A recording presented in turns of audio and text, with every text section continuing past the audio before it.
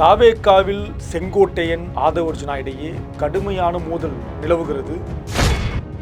விஜய் ஆட்சி அமைப்பதை தடுத்து நிறுத்தி இருக்கிறார் திரு ஆதவர்ஜுனா அவர்கள்.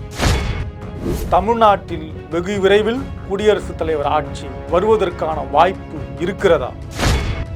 பார்க்கலாம் இந்த காணொளியில். Periyar Maniamai Institute of Science and Technology, Tanjavur. ECE with specialization in AI and ML, IoT, robotics and industrial automation. ஆச்சி மசாலா. எந்த சமையலும் ருசி தேடும் ரகசியம் ₹20. தாவேக்கா தலைவர் விஜய்க்கு ஏற்பட்டிருக்கக்கூடிய மிகப்பெரிய சோதனைக்கு உள்ளபடியே யார் காரணம்? தாவேக்காவுடைய ஆட்சி அமைய வேண்டும் என்பதுதான் மக்களுடைய விருப்பமாக பார்க்கப்படுகிறது. கிட்டத்தட்ட ஒரு 108 என்பது பெரும்பான்மைதான். ஆட்சி அமைப்பதற்கான எல்லா தகுதியும் தாவேக்கா தலைவர் விஜய்க்கு இருப்பது உள்ளபடியே உண்மை.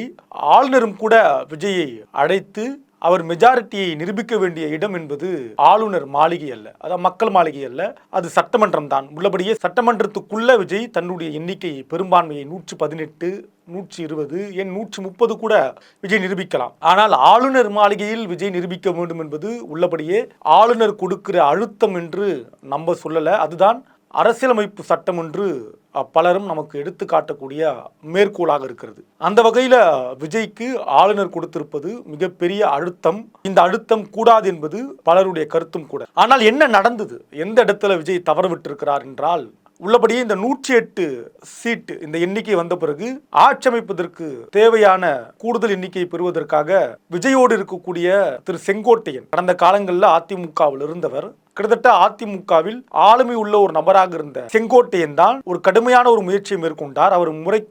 அவர் மேற்கொண்ட முயற்சி என்பது எப்படியாவது விஜயை முதலமைச்சராக ஆக்க வேண்டும். அதற்காக அதிமுகவில் இருக்கக்கூடிய எம்எல்ஏக்களை கொண்டு வந்து தாவேக்காவுக்கு ஆதரவு கொடுக்க வைத்து விடலாம் என்கிற முயற்சியை நேற்று முன்தினமே அவர் மேற்கொண்டார். கிட்டத்தட்ட ரிசல்ட் வந்த அன்று இரவே தொடங்கிவிட்டார். அதனுடைய தாக்கம் தான் புதுச்சேரியில அதிமுக எம்எல்ஏக்களை கொண்டு வந்து எடப்பாடி அவர்கள் தங்க வைத்து பாதுகாத்ததும் கூட.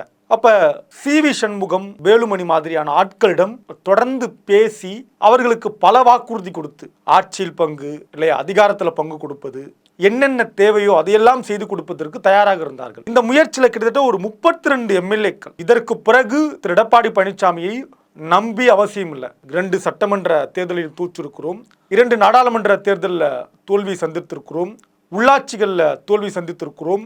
இதற்கு பிறகு அதிமுகவுக்கு ஒரு எதிர்காலம் இருக்குமா? அதை தாண்டி எடப்பாடிக்கு இனி வாய்ப்பு இருக்குமா என்பதால் இதை சிந்தித்தவர்கள் தாவேக்காவோடு நாம் செல்லலாம், இனி தங்களுடைய அரசியல் பயணம் தாவேக்கா என்று தீர்மானித்தார்கள்.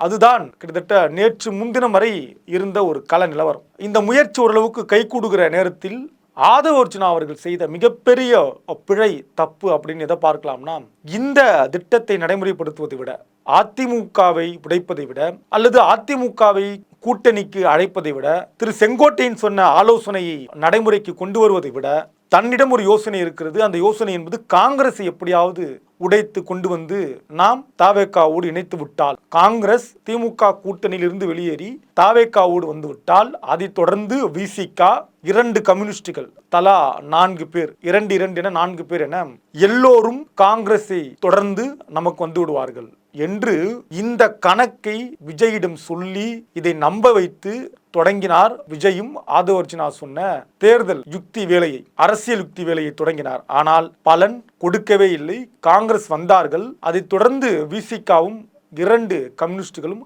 வருவதற்கு தயக்கம் காட்டினார்கள். இந்த நாள் கடக்க ஆளுநருக்கு தற்போது ஏற்பட்டிருக்கக்கூடிய ஒரு வாய்ப்பு என்பது தமிழ்நாட்டில் குடியரசுத் தலைவர் ஆட்சியை கொண்டு வந்து விடலாம் என்கிற நிலையை இவர்களே சொல்லுவாங்க இல்லையா, தட்டில் கொண்டு போய் கொடுக்கறதுன்ற மாதிரி ஆளுநர் ஆட்சி வருவதற்கான எல்லா வாய்ப்பையும் ஆதவர்ஜுனாவுடைய பேச்சை கேட்டு விஜய் சொதப்பி அவரே தட்டில் கொண்டு போய் இன்றைக்கு ஆளுநரிடத்தில் கொடுத்திருக்கிறார். குடியரசுத் தலைவர் ஆட்சி வருவதற்கான எல்லா வேலையும் நடந்து கொண்டிருக்கிறது. தமிழ்நாடு குடியரசுத் தலைவர் ஆட்சியை பார்ப்பதற்கு தயாராகி கொண்டிருக்கிறது. வெகு விரைவில் தமிழ்நாட்டில் குடியரசுத் தலைவர் ஆட்சி வரும் என்பதுதான் பலருடைய கருத்து.